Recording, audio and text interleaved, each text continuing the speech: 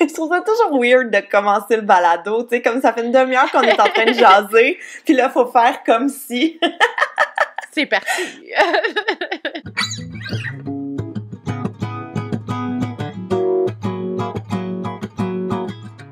Bonjour à tous et bienvenue à un autre épisode du balado Evelyne et Gabrielle font un podcast. Je me présente pour ceux qui ne me connaissent pas, Gabrielle Caron, en compagnie de mon amie et co-animatrice Evelyne Ferron, bonjour! Alors, on va commencer tout de suite avec notre sujet de la semaine. Evelyne, de quoi on va parler aujourd'hui? Tu avais un intérêt assez marqué pour toute l'histoire du tourisme, qui est quelque chose quand même. J'ai hâte de voir dans quelle direction tu vas m'amener. C'est un sujet qui est quand même très vaste et surtout en période de pandémie, parler de tourisme et de voyage, ben on va vous faire rêver, mais peut-être pleurer aussi en même temps. C'est ça, on est audacieuse aujourd'hui. On parle de voyage. Mais avant de vraiment tomber dans l'histoire et tout, je sais que toi, t'as voyagé quand même pas mal. T'es allée au Népal. Oui, si ça c'était mon dernier.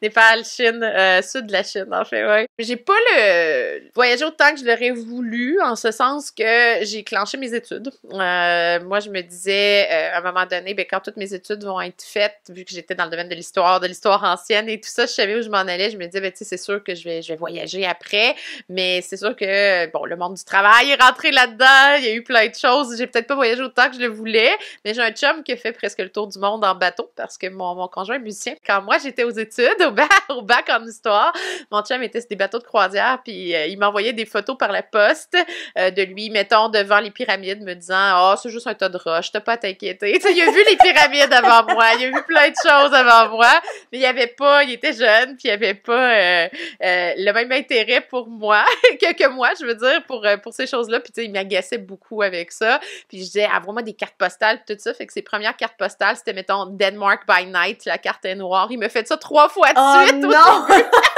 Puis t'es restée avec! Oui, ça va faire 21 ans, Et oui!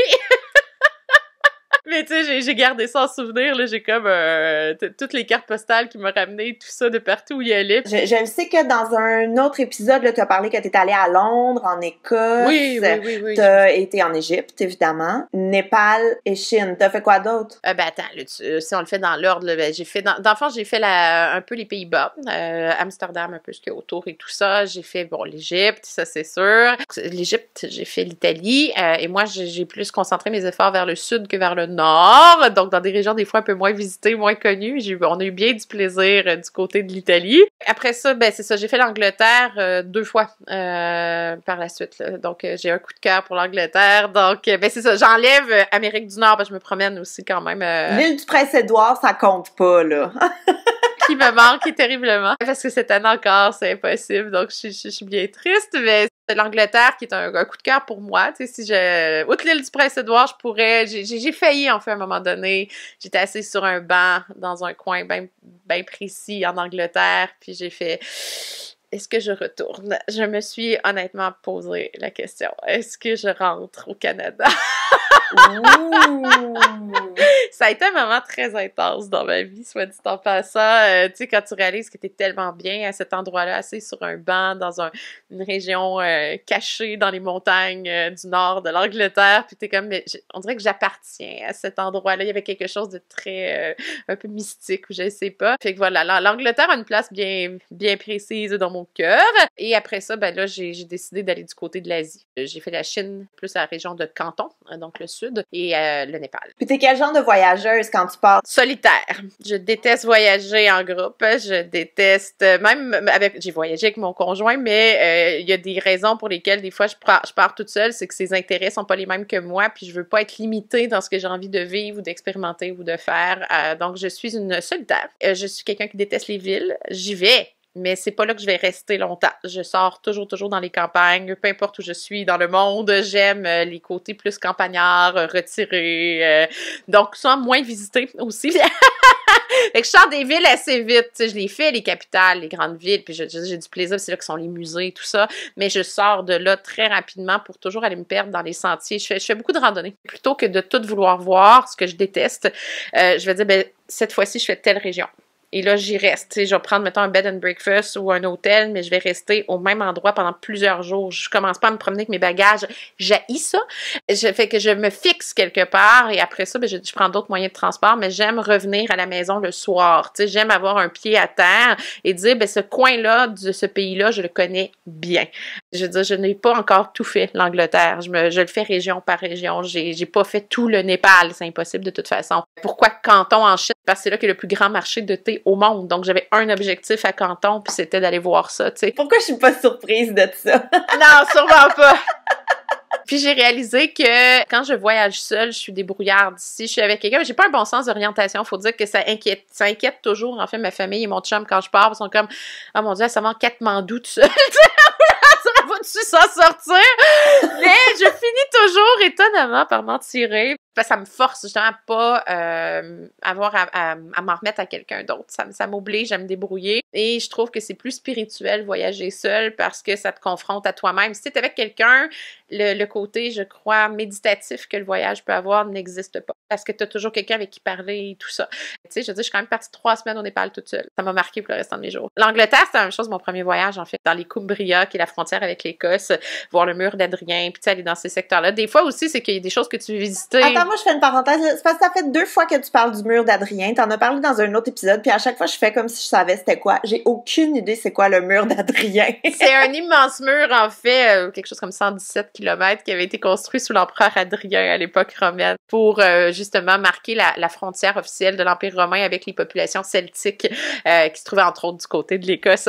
Mais c'est parce que c'est énorme. C'est un monument quand même important. Puis il faut dire que une de mes meilleures amies était décédée et j'avais ses cendres avec moi. J'avais un petit morceau de ses cendres avec moi et ma mission c'était, parce qu'on avait étudié l'histoire ancienne ensemble, puis elle avait fait des études plus en histoire romaine, donc ma mission c'était de répartir une partie de ses cendres à cet endroit-là parce qu'elle n'a jamais voyagé, elle n'a jamais quitté l'Amérique du Nord. Elle rêvait de voir l'Italie puis des choses comme ça, puis elle l'a pas fait. Donc moi on est plusieurs comme ça être partis quand on est parti en voyage après son décès. On est toutes parties avec un petit morceau, un petit bocal de cendres qu'on a répandu un peu partout dans le monde. Ah, c'est tellement beau! Fait que voilà, j'ai répandu des cendres sur des morceaux du mur d'Adrien en Angleterre. Tu ferais pas ça, là, les gros autobus voyageurs avec... Non, mon Dieu que non. Non. Et quand j'arrive sur des sites historiques et que je les vois, je veux dire, je suis désolée, là, je comprends le plaisir du trip de gang, de faire ça entre amis et tout ça, mais c'est ça dépend de ce que tu cherches du voyage. Et moi, le voyage, j'aime apprendre, découvrir la culture, et pour ça, ben, il faut que je sois déstabilisée, puis il faut que je sois toute seule. Et toi? Moi, j'ai fait un peu toutes les sortes de voyages, en fait. Quand j'étais plus jeune, avec mes parents, on partait tous les étés en camping dans une région du Québec. Fait que j'ai fait vraiment tous les terrains de camping de la province. Québec, Ontario. Vermont. Non, c'est ça, nord des États-Unis. Tu sais, on s'est beaucoup promené. Fait que la première chose que j'ai découvert, c'est chez nous. Et moi, j'ai toujours été très attirée par l'Europe. Oui. Alors, quand j'avais 15 ans à peu près, ma mère a décidé de nous offrir un voyage en Angleterre. Et évidemment, on est passé par Londres. On a visité la Tour de Londres qui, pour moi, est un endroit fascinant, tu sais, parce que j'ai déjà parlé de mon amour d'Élisabeth Ier. Donc, de passer par là, puis d'aller à... oh là, évidemment, j'oublie le nom. Hampton Court? Hampton Court, oui, le palais d'Henri VIII, oui. Exact, tu sais, d'aller là-bas aussi. Fait un peu de refaire les pas d'Élisabeth Ier, mais moi, ça m'a vraiment... J'ai adoré ça. Ce que je regrette, c'est que j'étais un peu jeune. Fait que j'avais pas nécessairement la maturité puis l'intérêt, tu sais, de tout lire, de tout regarder. Si j'avais eu 30 ans, j'en aurais beaucoup plus profité, mais tu sais, j'ai quand même, somme toute, là, vraiment apprécié. Ensuite, je pense que comme toute bonne jeune fille dans la vingtaine qui se demande quoi faire dans la vie, je suis partie avec une de mes chums de filles pack-sac en Europe. Je salue mon amie Caro au passage. Tu sais, toi, tu disais que tu voyageais toute seule. Moi, c'est avec Caro. Caro, c'est ma partner de voyage, là. On a fait comme le grand tour, là. France, Pays-Bas, Allemagne. Mais à travers tout ça, évidemment, on a rencontré 1 million de personnes. On est resté dans les auberges de jeunesse. On est allé visiter. Mais ça, je te dirais que c'est un voyage cheap. Ouais. Tu sais, parce qu'à 20 ans, t'as pas une scène. Et en Europe, ça coûte cher à l'époque aussi, là, tu sais. On s'était bourré notre sac de cannes de thon pis de bar tendre, pis tu sais, on mangeait ça, on essayait d'aller dans tous les trucs gratuits, prendre tous les trucs de rabais, vraiment rentabiliser au maximum notre présence. Avant d'avoir un enfant, j'étais enceinte de mon premier. Oh, t'es partie enceinte, oui. Oui, je suis partie enceinte. On s'est dit, on fera plus jamais de voyage juste nous deux, ou du moins pas avant un bout. Tu sais, c'est notre dernier moment en tant que couple et non pas en tant que famille. Fait qu'on est partis à Paris ensemble une semaine, 10 jours à peu près. Et là, j'ai nerdé out. C'est le seul terme que je peux employer, là. J'avais mon guide et j'ai coché tous les trucs dans mon guide. J'ai tout fait, j'ai tout regardé, je me suis tout payée. Veux-tu une visite guidée? Oui, j'avais la visite guidée. Veux-tu... Écoute, avec mon chum, c'était rendu un running gag de « T'es-tu tannée d'apprendre? » Puis là, il me disait « Oui, là, je suis tannée d'apprendre. » Je faisais « Parfait. Installe-toi sur ce banc, je viens te chercher quand je suis prête. » J'ai comme une image du film de Midnight in Paris avec Carla Bruni qui fait l'espèce de guide avec... je sais pas pourquoi j'ai comme cette espèce d'image. Mais j'étais comme, je veux tout faire, je veux tout voir, je veux en profiter. Alors, j'ai tout fait. Je l'ai amené à Versailles une journée de temps, j'ai tout fait à Versailles, j'ai tout regardé, j'ai tout touché ce qu'on pouvait toucher. Tu sais, j'en ai vraiment profité. Et là, pour mes 35 ans, je voulais m'offrir un voyage au Japon, à Tokyo. Et là, bonjour pandémie, ce sera pas pour tout de suite, peut-être pour mes 40 ans, on verra. Moi, je vais avoir 40 ans et je ne peux pas bouger, ça me dérange un petit peu. Mais c'est fou quand même parce que, tu sais, maintenant, c'est super accessible, là, avec les avions, avec le train, avec même la voiture. Ça permet de se déplacer vraiment beaucoup, mais ça n'a pas toujours été le cas. Mettons que je lance ça, là. Comment ça a commencé le tourisme? Ça dépend le type de tourisme, parce qu'il y a plusieurs types de tourisme. Mais c'est sûr que, bon, je te dirais que si on parle de tourisme local, je veux dire, en Méditerranée, à un moment donné, dans l'Antiquité, bon, le voyage par bateau va quand même être possible. Tu sais, il y a quand même une forme de proximité par la mer qui permet, bon, aux Égyptiens de visiter l'île de Crète et des Crétois de visiter l'Égypte, ou du moins de faire des échanges commerciaux. Les Phéniciens qui habitent sur la côte, mettons, pense au Liban, qui étaient les grands navigateurs de l'époque. Ben, c'était un peu, je les appelle les FedEx de l'époque, mais eux autres faisaient des liaisons entre les populations. Ben, c'est sûr qu'eux autres, ils voyageaient partout. Donc, c'est une forme de tourisme commercial, diplomatique, mais qui existait, là, je veux dire, où on commençait à découvrir les autres cultures, à échanger aussi des produits, ou dire « Wow, on aime ça, comment en Égypte vous faites l'incrustation de lapis lazuli. » Ben, tu sais, on trouve des bijoux égyptiens en Israël aujourd'hui qui montrent que les gens achetaient ou demandaient, en fait, de se faire des bijoux en fonction de leur demande, mais avec la technique égyptienne. Fait que, tu sais, il y a eu ce genre de tourisme-là. Mais tu sais, si on essaie d'avoir des traces, c'est les graffitis qui nous renseignent un petit peu sur le tourisme, parce que les Grecs qui vont vouloir justement, entre autres les Athéniens, avoir des spécialistes de tout, puis tu sais, je veux dire, s'assurer que les citoyens qui vont voter aient des grandes connaissances, ben ils étaient très curieux du monde qui les entourait, et c'est sûr que les Grecs qui vont visiter l'Égypte vont laisser des graffitis sur les monuments. Alors, des fois, t'as des graffitis en grec ancien avec des noms de gens qui ont visité probablement 5e, 4e siècle avant Jésus-Christ, puis à côté, t'as genre Belzoni, qui est l'espèce de pilleur de tombe du 19e, tu sais, qui est signé pas juste à côté, sur des monuments célèbres, on a ça sur plein de temples en fait et tout ça. Avec souvent, c'est comme ça qu'on les retrace un peu, parce que celui que, le premier récit de voyage à proprement parler, ben c'est Hérodote, qui est le premier comme historien qui a voulu rapporter un peu ce qu'il voyait, puis ce qu'il découvrait des autres cultures. Hérodote qui voulait comprendre un peu l'Empire perse, qui était en train de devenir un empire universel, ben il a voyagé, donc il est parti, puis il a visité l'Égypte. C'est lui qui nous parle. Bon, lui, il rapportait ce que le monde lui disait, fait qu'il est pas toujours fiable, mais c'est quand même fascinant de lire Hérodote quand il parle des techniques de momification, quand il parle de plein de choses. Il parle de légendes, de labyrinthes, tout plein de trucs. Il y a plein d'archéologues qui ont voulu suivre Hérodote à la lettre pour voir et tout ça. Les Grecs ont commencé à voyager beaucoup quand Alexandre le Grand va vouloir créer un empire, démanteler l'empire perse. Je veux dire, les Gréco-Macédoniens vont se répandre partout. Donc là, on sent que par les voies maritimes en particulier, ben là, les gens commencent à voyager. Hein. C'est sûr que c'est les militaires, en fait, au départ, qui voyagent le plus. Donc, ce sont les armées. Eux qui laissent aussi des graffitis un peu partout. Mais... Ça me fait tellement rire. Fait que là, t'es en train de me dire que moi, là, mettons, quand j'étais allée à Berlin, là, puis que j'ai signé mon nom en haut de d'un... Oh non! Ils vont peut-être parler de moi, là, dans 800 ans. Peut-être, ils vont voir, ils vont dire, il y a une Gabrielle, mais Gabrielle, ils vont peut-être penser que t'es française, parce qu'ils n'ont aucune idée, tu sais, que ça peut être québécois, ils penseront jamais au Québec en premier, tu sais, c'est pas genre...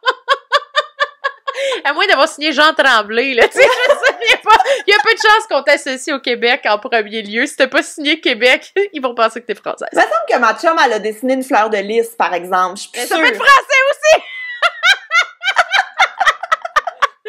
Fait que, tu sais, c'est ça, essentiellement, c'est les militaires, les troupes qui ont le plus voyagé au début. Ouais, tant qu'ils parlent de moi. Le processus du tourisme par des routes. Le réseau routier, pour favoriser la communication entre les armées et tout ça, favorise aussi le déplacement entre les différentes régions de ce qu'on appelle aujourd'hui l'Europe. Tu sais, quand on dit toutes les routes mènent à Rome, tu sais qu'il y a des études récentes qui ont été faites et qui démontrent qu'en Europe, effectivement, les grandes artères, on parle vraiment des très grandes artères routières, finissent toujours par aboutir à Rome. C'était le centre, c'était la capitale. Donc, les Romains ont permis cette espèce de rayonnement et de voies de transport au-delà de la voie maritime qui ont permis encore plus de voyages, que ce soit en Italie ou ailleurs.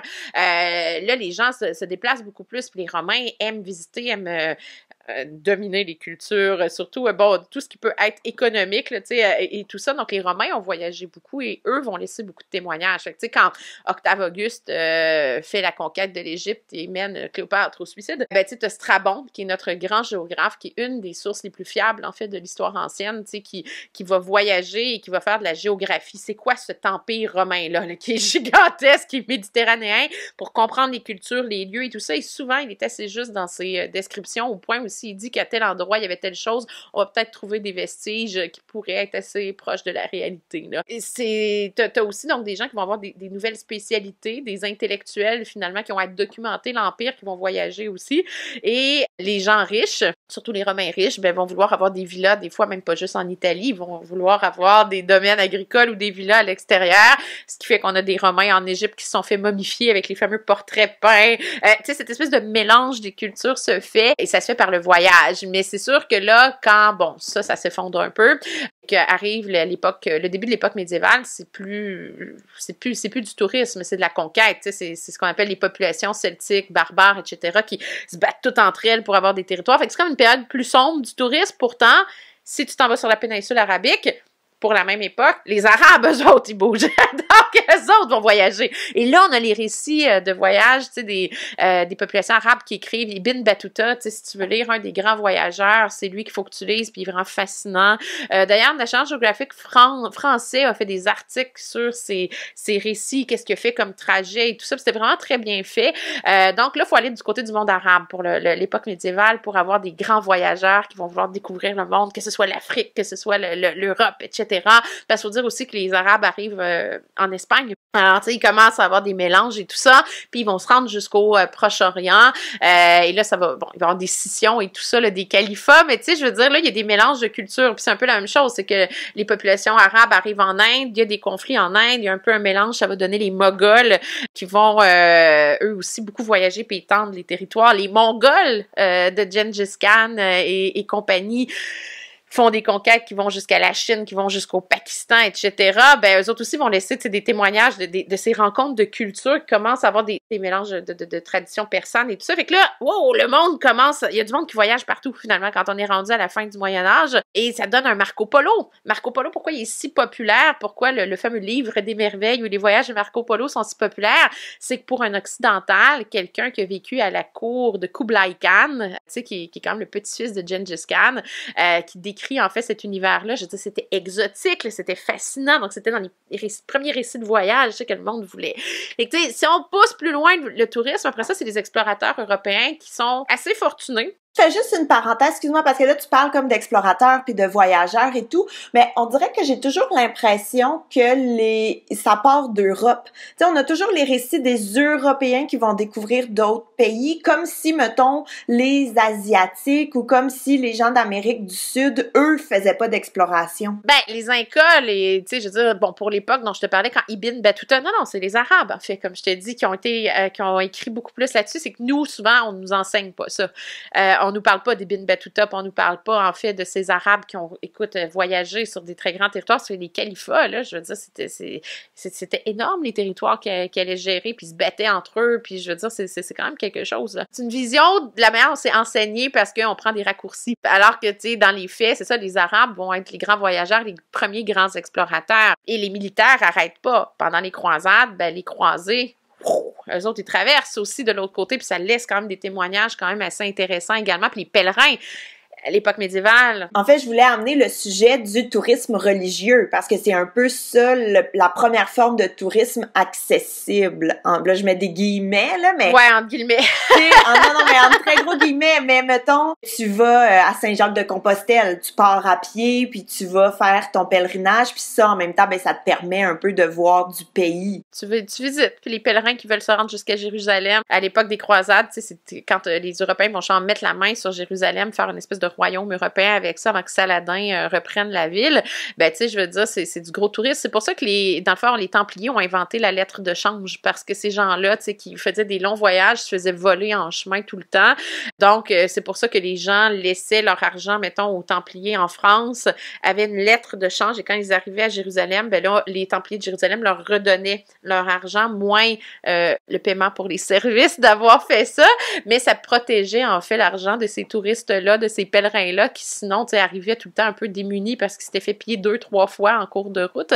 C'est quand même des voyages un peu périlleux. Et ça devait pas être sécuritaire. Non, pas du tout. Mais c'est un peu le but d'avoir créé l'ordre des Templiers, des moines soldats qui étaient vraiment dévoués à la protection, tu sais, des gens qui vont faire le voyage. Et on se souviendra que ça l'a très mal fini pour les Templiers. Ça a très mal fini pour les Templiers parce qu'ils se sont trop enrichis. Voilà. Ça, ce sera un autre sujet. Oui, c'est ça. Juste googler Philippe le Bel, là, pour le fun. Voilà.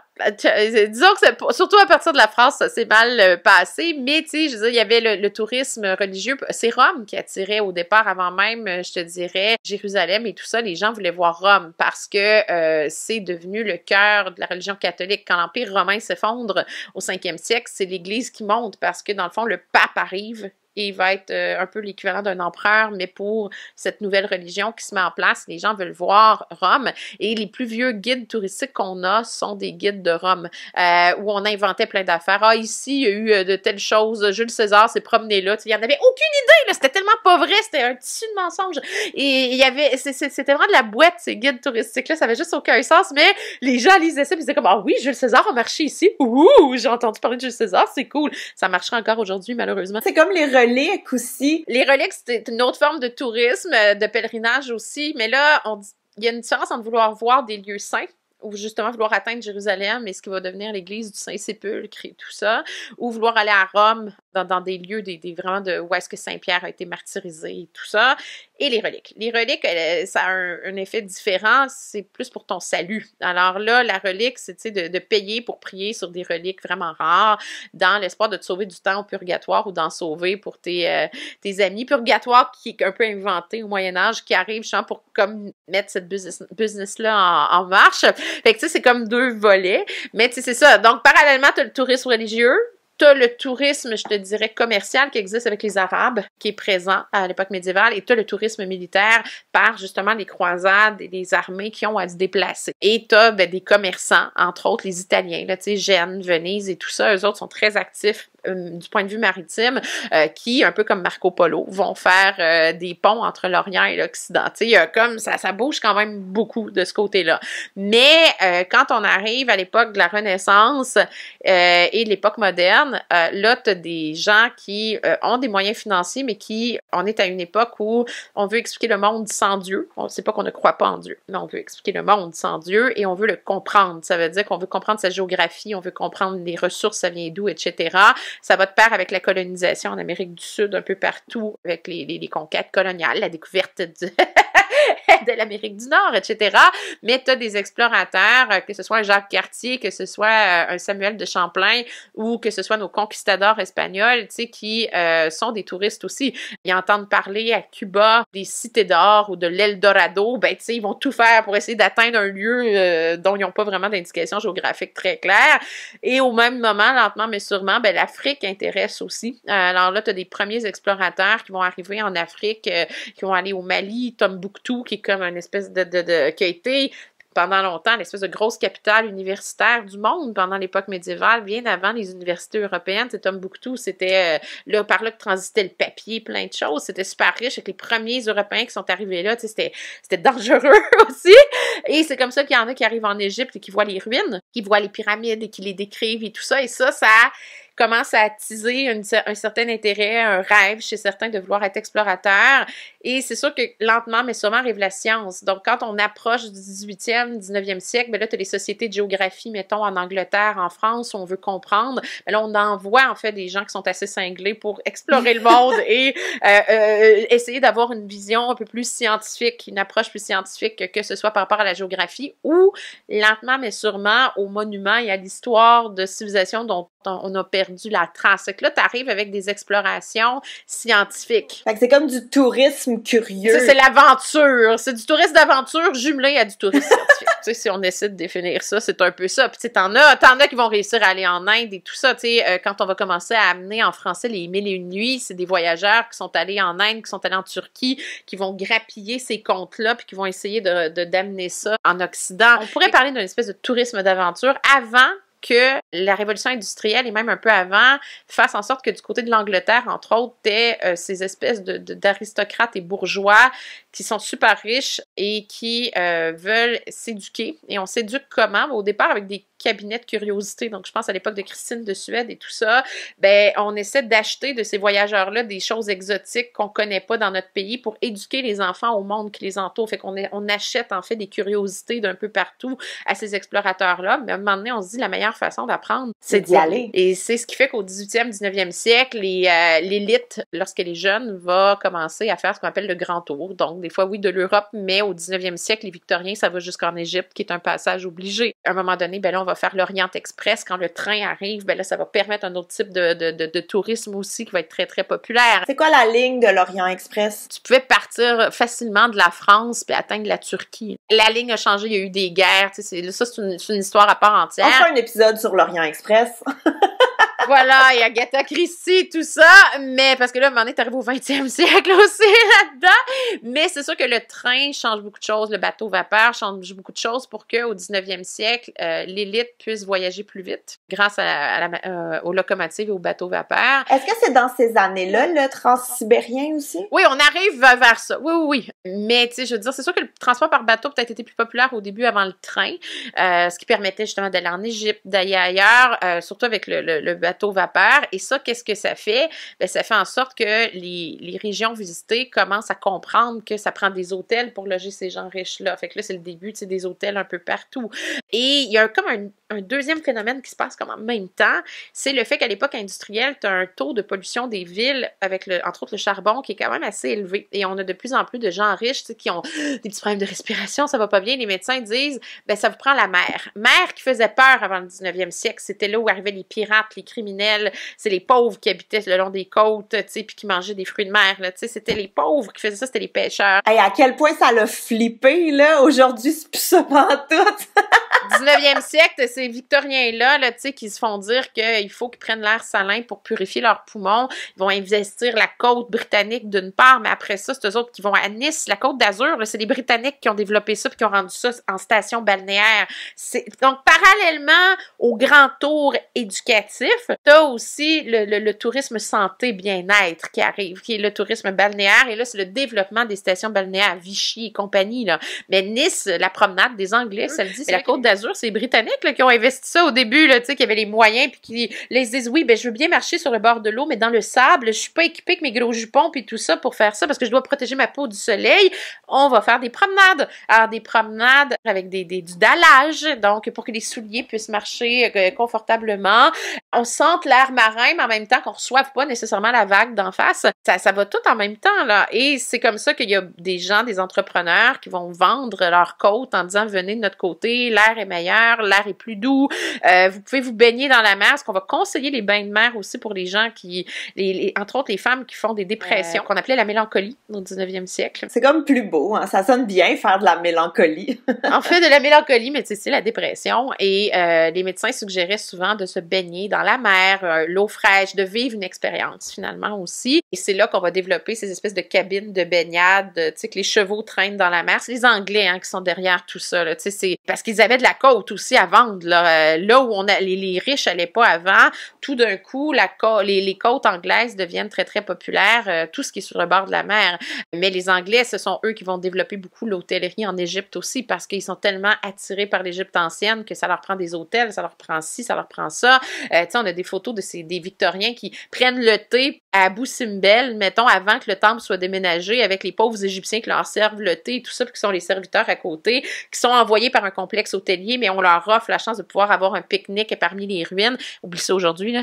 Ça n'aurait pas de bon sens. Avec le surtourisme, là, tu sais, je veux dire, ce serait la fin du monde, là. On peut dire que le 18e, 19e siècle, il y a une variété de tourisme qui devient accessible parce qu'on a des gens qui ont des moyens financiers qui leur permettent de le faire, mais on voit le voyage comme un moyen de s'éduquer aussi pour l'élite. Toujours l'élite. Jean-Guy qui travaille dans une mine, il peut pas là, aller en Égypte. Il peut aller sur le bord de la côte faire un pique-nique dans son propre pays, mais tu sais, ça va prendre la voiture, même au Québec, pour dire qu'on sort vraiment de chez soi puis qu'on explore, tu sais. Fait bon, là, je parle même pas de l'avion, mais disons, la voiture va commencer à permettre à des gens de pouvoir sortir de leur village ou de leur ville pour aller voir un autre secteur dans un temps qui est tout à fait acceptable puis qui est économique. La voiture, à un moment donné, va permettre du voyage un peu plus économique puis va favoriser le tourisme local. Tu sais, au Québec, là, la 138, là, je veux dire, le nombre d'hôtels qu'on avait avant puis de petites cabines que tu pouvais louer sur le bord du Saint-Laurent et tout ça, ça, c'est une époque révolue, là. Je veux dire, ça n'existe plus, mais dans les années 50, 60, 70, même,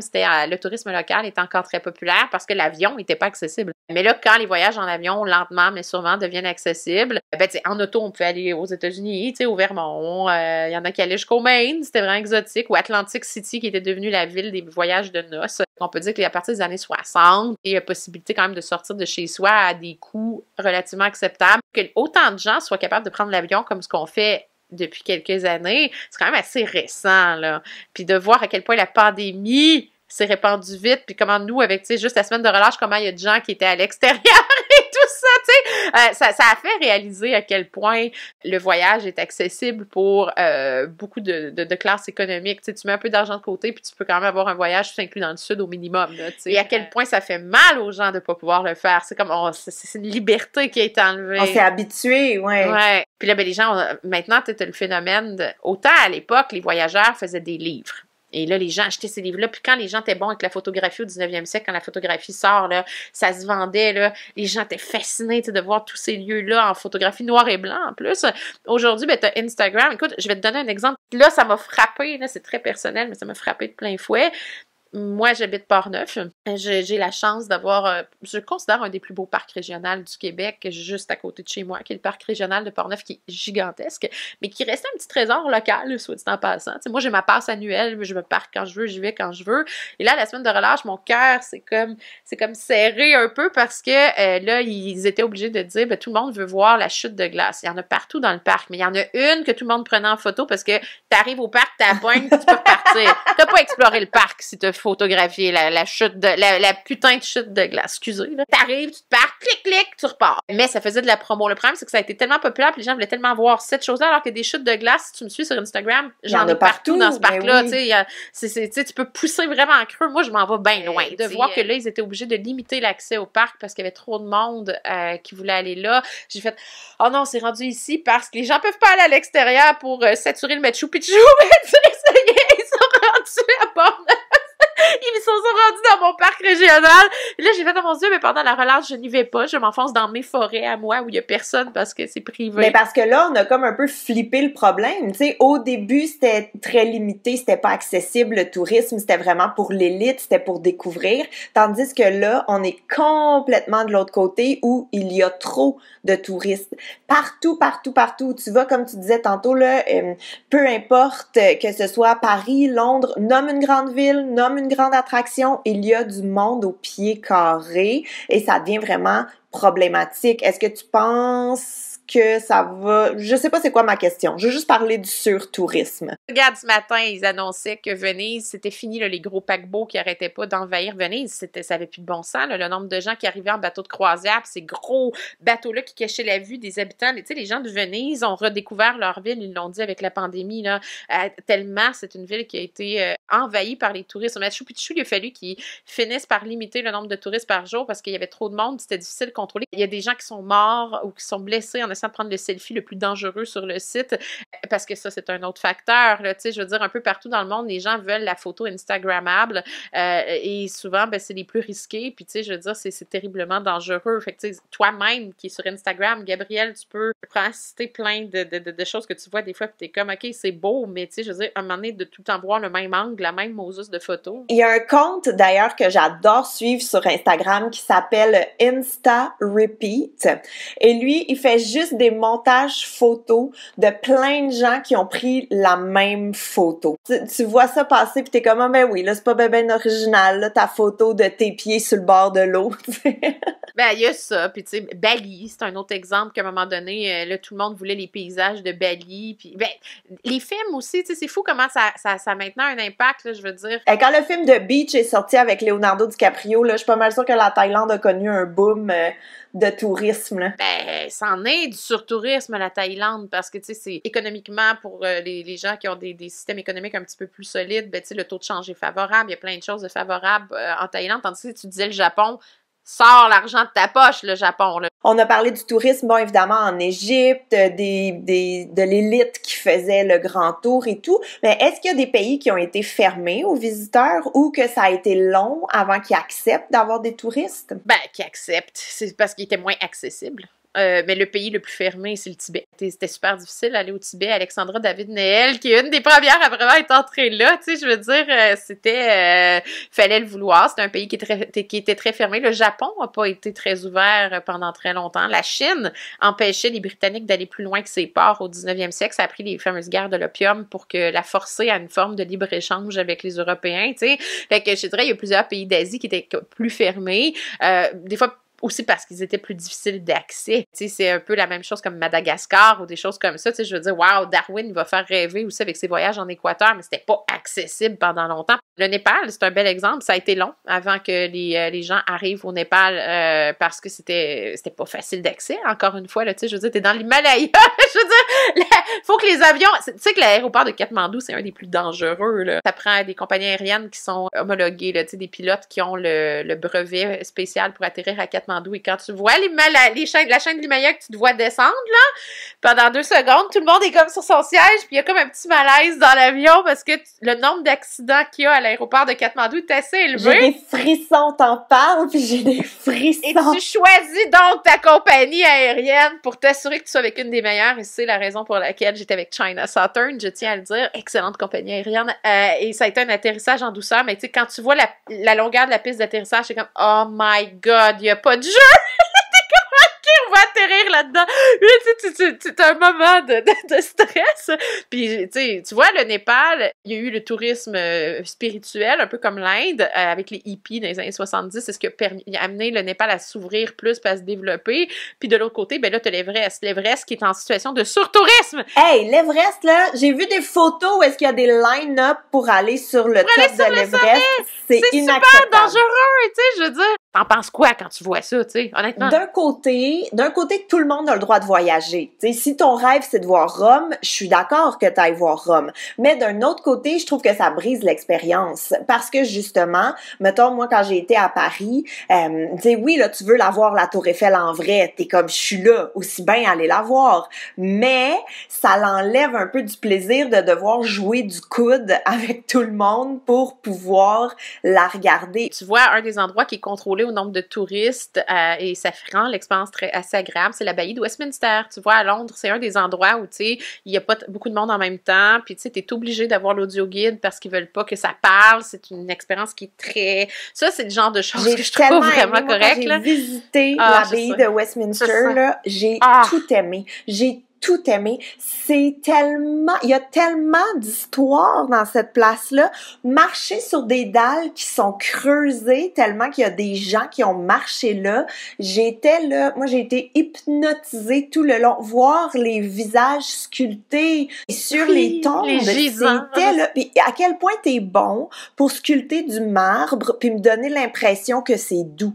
Tu sais, c'est vraiment là, j'ai trouvé ça tellement beau. Puis moi, ce qui m'avait beaucoup marqué, c'était le trône en bois qui est là depuis des centaines et des centaines d'années. Puis dans l'audio guide, t'as la musique qui vient avec quand t'arrives à ce moment-là. Moi, j'étais un peu figée parce que là, t'as la grosse toune, tu sais, qui part. Puis t'es là parce que l'audio guide est magnifique. Si je peux me permettre, je sais pas c'est qui le fait en français. Moi, je l'ai pris en anglais et c'est Jeremy Irons. Donc là, tu mets ton audio guide et c'est Hello, I'm Jeremy Irons. Puis t'es comme oh! Et pendant toute ma visite, tu sais, j'avais comme en même temps des petites sensations autres que juste le tourisme parce qu'il a une voix absolument magnifique pour faire ça. J'étais comme mais quel choix, tu sais, je veux dire, il était fabuleux. Le quand il décrivait Henri VIII et son gisant, j'étais comme encore, arrête-toi pas, tu sais, j'étais à côté contre une colonne puis je commençais à avoir chaud. Je le dis en blague un peu, mais c'était mais tu vois ça, même s'il y a beaucoup de gens qui veulent la visiter, ce contrôle-là de gens à la fois, fait que tu sais, oui, il faut des fois que tu fasses la file. Moi, je savais qu'il fallait que j'y aille en fin de journée quand c'était sur le point de fermer, il y a beaucoup moins de monde et donc ça a été une expérience très agréable. Ce contrôle-là fait en sorte quand même que toi, pendant que tu le visites, ben tu peux vraiment profiter des lieux. Tu sais, les tombes sont toutes accessibles, tu les vois bien, il y a personne, il n'y a pas de gros motons de gens qui t'empêchent de voir quelque chose. Mais l'Angleterre, je trouve qu'ils ont comme bien géré les touristes parce que moi aussi, j'étais allée voir les joyaux de la couronne qui se trouvent à la Tour de Londres. Et puis, tu sais, t'as évidemment, ils te font circuler. Si tu veux, il y a un tapis roulant, si je me trompe pas. Fait que t'es comme sur le petit tapis roulant, puis là, tu peux les regarder. Tu sais, évidemment, ça va pas à 10 000 km/h, là. Mais ça bouge tout le temps. Et si tu veux vraiment rester pour admirer, prendre plus ton temps, il y a comme des petites estrades plus haut. Donc, t'empêches pas les gens de circuler. Parce que, mettons, moi, je fais juste une parenthèse, là, juste à Montréal, j'étais allée au Musée des Beaux-Arts voir l'exposition de Thierry Mugler, qui était une sublime exposition. C'était beau. Mon Dieu que c'était beau.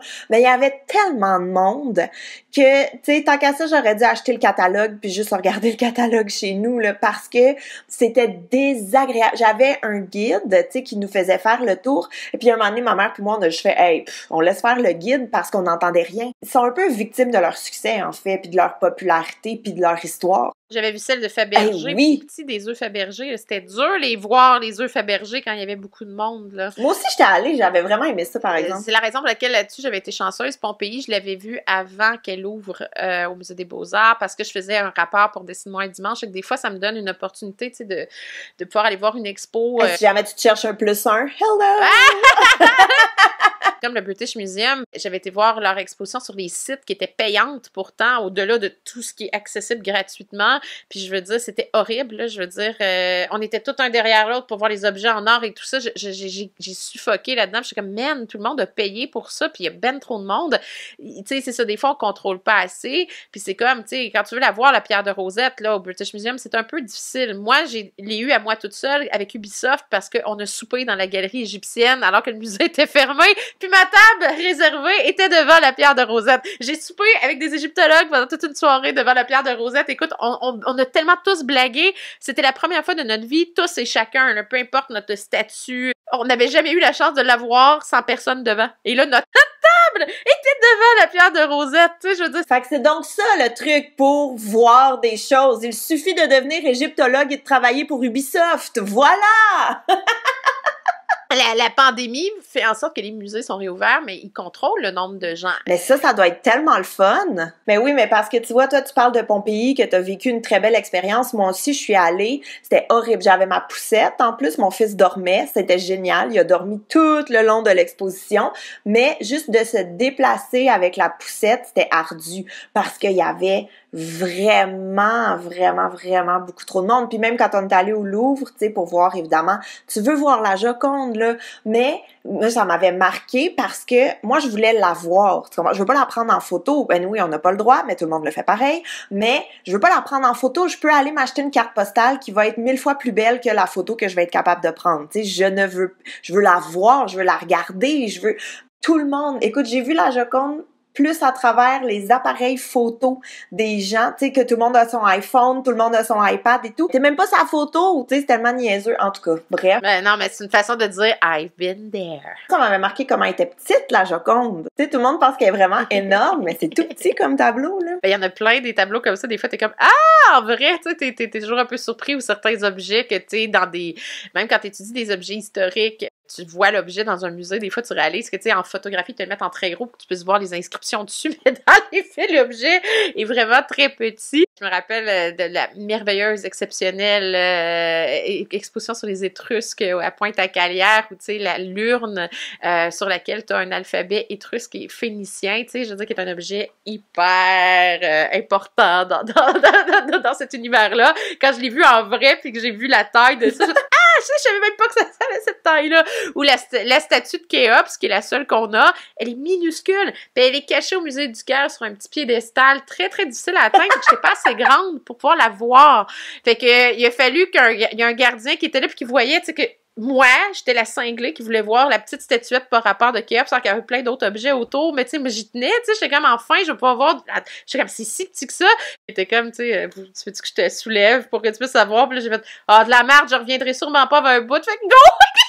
Je pensais que t'allais dire que tu t'as amené un petit tabouret, un petit escabeau, quelque chose, non! Non, il m'a soulevé! Non, il n'y a pas de tabouret. Il m'a soulevé littéralement pour que je puisse voir Khéops. Et lui, il devait être tout fier de dire qu'il avait soulevé une occidentale pour voir cette espèce de chose par rapport qui est une mini statuette cachée dans une salle obscure du musée du Caire. Voilà. On le salue d'ailleurs. Bonjour. Et j'étais avec une amie à ce moment-là, puis mon Dieu, qu'elle était découragée. Elle était comme, tu voulais voir ça à ce point-là? Tu sais, j'étais comme, oui. Maintenant, quand je donne un cours d'Égypte ancienne, je peux parler de la taille de la statue, unique statue que nous avons, statuette, pardon, ou plutôt miniature de Khéops. Voilà. J'aime tellement ça, le sujet du tourisme, là. Est-ce qu'il y avait d'autres choses que tu voulais rajouter? Je crois que on a fait le tour, là. Sinon, on est reparti pour une autre heure et... le balado va être... Sinon, ça devient juste des anecdotes de voyage, là, puis ça aussi! Sera... ça sera, mais qu'on ait fini d'enregistrer. Voilà. Evelyne, merci énormément de nous avoir partagé ton savoir et tes histoires, encore une fois. Ben, les tiennes aussi! Merci à tous de nous avoir écoutés et à très bientôt pour un autre épisode d'Evelyne et Gabrielle font un podcast. Bye! Au revoir!